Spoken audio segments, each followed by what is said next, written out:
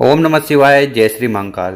अगर आप इस बात को लेकर परेशान हो कि आपकी ऐसी कोई कामना है जो बहुत दिनों से पूर्ण नहीं हो रही है, अब वो मनोकामना धन संपदा को लेकर हो सकती है कि आपके घर में पैसा नहीं टिकता और माता लक्ष्मी का बिल्कुल भी वास नहीं है। या आपकी कामना नौकरी को लेकर हो सकती है कि आप मेहनत बहुत कर रहे हो पर नौकरी में वृद्धि नहीं हो रही। या आपकी जो कामना है वो बिजनेस को लेकर हो सकती है कि आपका धंधा सही से नहीं चल रहा है। तो कहने का मतलब है आपकी कैसी भी कामना हो जो पूर्ण नहीं हो रही है तो आपको ये विशेष उपाय जरूर कर लेना है बेलपत्र के पेड़ के नीचे जाकर। तो पूज्य गुरु जी की कथा को सुनकर ही ये उपाय बहुत अच्छे से समझाएंगे। उसके पहले इस वीडियो को लाइक कर दें और चैनल पर नए हो तो सब्सक्राइब जरूर करिए। इस उपाय में जो सबसे पहले सामग्री चाहिए वो है हल्दी। तो आपको हल्दी लेनी है, पर हल्दी में आपको क्या लेना है, ये जो गांठ है ना, ठीक है, तो आपको इस प्रकार से खड़ी हल्दी लेनी है। तो आप खड़ी हल्दी ले लीजिएगा। कितनी लेनी है, तो 6-7 खड़ी हल्दी आपको ले लेना है। खड़ी हल्दी ले ली, इसके बाद क्या करिएगा, आपको इस प्रकार से सिल बट्टे पर उसको पीस लेना है, मतलब कि उसका आपको पाउडर बना लेना है। ठीक, खड़ी हल्दी ले ली, उसको आपको इस प्रकार से पीस कर पाउडर बना लेना है। जब एक बार ऐसा पाउडर बन जाए, इसको आपको किसी पात्र में इकट्ठा कर लेना है। ठीक, और इसके बाद जो अगली सामग्री है वो है लोटा। तो आपको लोटा लेना है। लोटा काई का, तो तांबे का लोटा लेना है।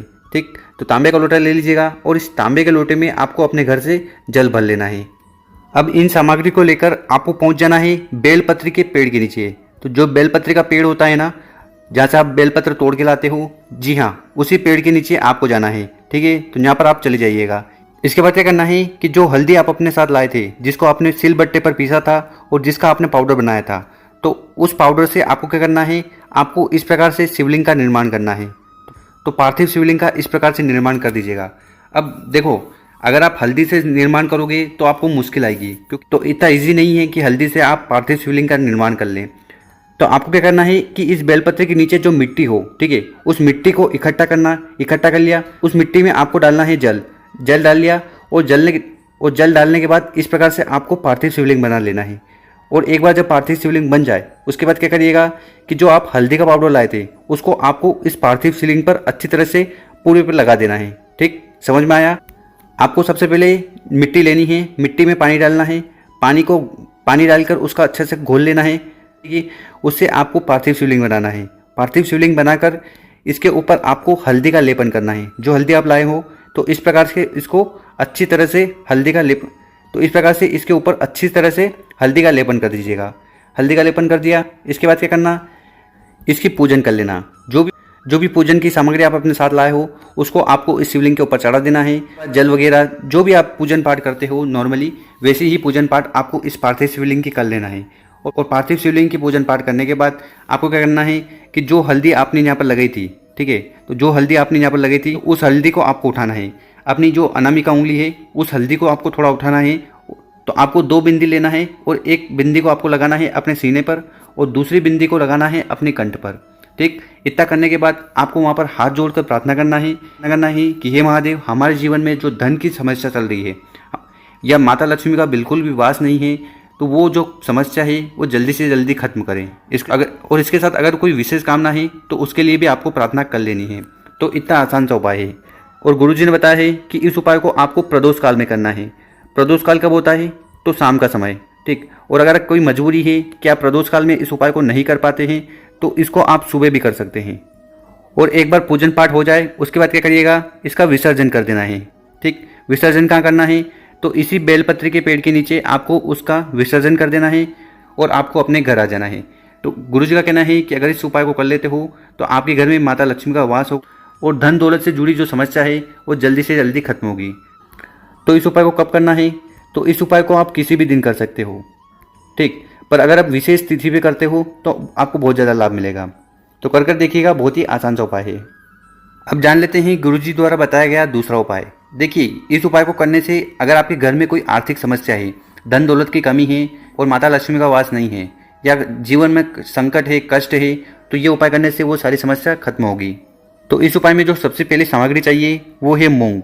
तो आपको मूंग लेना है। कौन सा वाला, तो हरा मूंग आता है ना, वो लेना है। कितना लेना है, मात्र 1 दाना। ठीक, तो इस प्रकार से 1 दाना ले लीजिएगा और ये कहीं से भी खंडित नहीं होना चाहिए।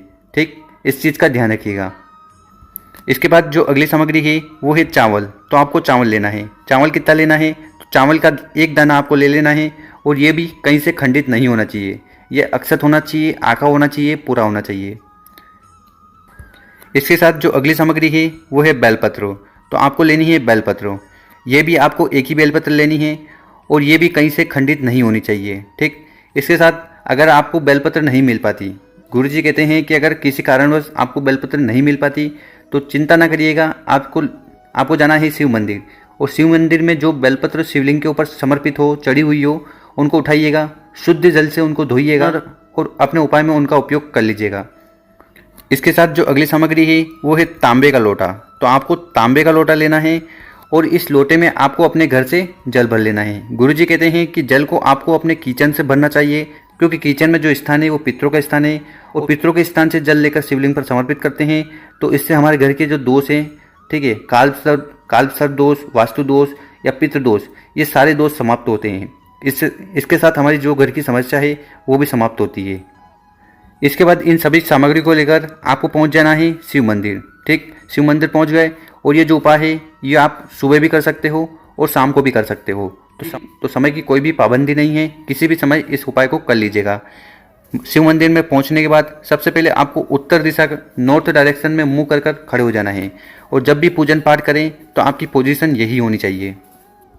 इसके बाद क्या करिएगा कि जो आप अपने साथ एक बेलपत्र लाए थे, ठीक, उस बेलपत्र को आपको उठाना है और उसको आपको शिवलिंग के ऊपर समर्पित कर देना है, श्री शिवाय नमस्तुभ्यम का स्मरण करते हुए।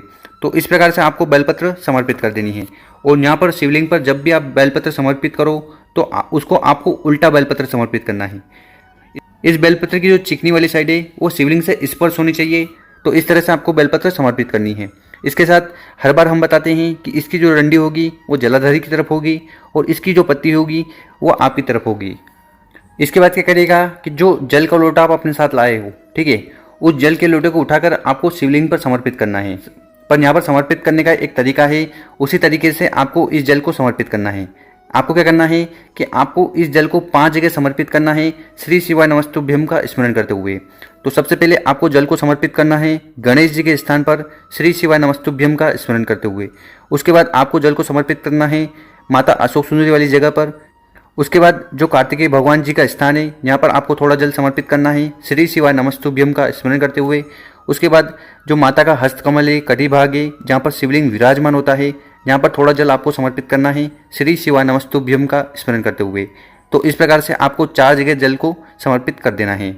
इसके बाद क्या करना है, आपके पास है एक हरा मूंग और एक चावल का दाना, ठीक। तो इन दोनों सामग्री को उठाना है और आपको वो जो जल का लोटा है जिसमें थोड़ा पानी बचा है आपने, उसके अंदर इन दोनों सामग्री को समर्पित कर देना है, ठीक। तो इस तरह से दोनों को समर्पित कर दीजिएगा।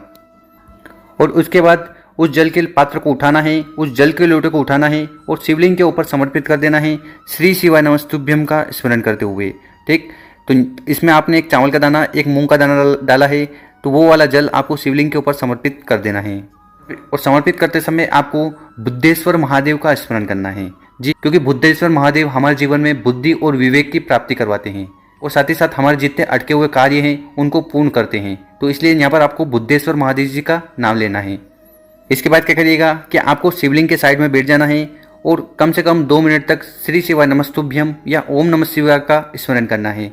और साथ ही साथ आपके मन में जो कामना है, जो इच्छा है, वो किसी भी प्रकार की हो, वो आपको वहाँ पर कह देनी है। अगर माता लक्ष्मी का वास नहीं है तो आपको भगवान भोलेनाथ से निवेदन करना है कि हमारे घर में धन दौलत की कमी रहती है, माता लक्ष्मी का वास नहीं है, तो ये समस्या जल्दी से जल्दी खत्म करें। और ये जो उपाय हम बता रहे हैं ये आप उपाय किसी भी दिन कर सकते हो और आपको इस उपाय को करना है प्रदोष काल में, ठीक। कोशिश करिएगा प्रदोष काल में करें, मतलब कि शाम के समय करें। तो कर देखिएगा, बहुत ही आसान सा उपाय है कामना पूर्ति के लिए।